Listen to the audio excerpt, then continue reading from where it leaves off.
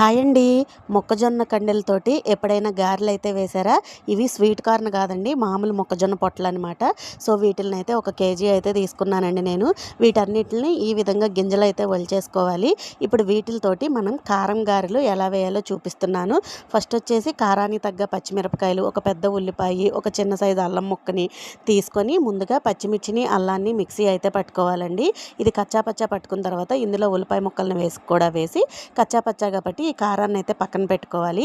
ఇప్పుడు అదే మిక్సీ జార్లో మొక్కజొన్న గింజలు వేసుకొని టేస్ట్కి సరిపడా సాల్ట్ అయితే వేసుకోవాలండి. వాటర్ అనేది అస్సలు యాడ్ చేయకుండా ఎక్కువసేపు మిక్సీ పడుతూ ఈ విధంగా అయితే మిక్సీ పట్టుకోవాలి, వీడియోలో చూపిస్తున్నట్టు. తర్వాత ఈ ఉల్లిపాయ కారాన్ని అండ్ అలాగే మొక్కజొన్న పిండిని మొత్తం కూడా మిక్స్ చేసేసుకోవాలి. బాగా మిక్స్ చేసేసుకొని వడలు వేసుకోవడమే. వాటర్ అనేది అస్సలు వేయకూడదండి. టేస్ట్ అయితే చాలా చాలా బాగుంటాయి అన్నమాట. ఇంతకీ మీరు ఎప్పుడన్నా ఇవి తిన్నారా లేదో కామెంట్ చేయండి. అలాగే నా వీడియో నచ్చితే లైక్ చేసి సబ్స్క్రైబ్ చేసుకొని సపోర్ట్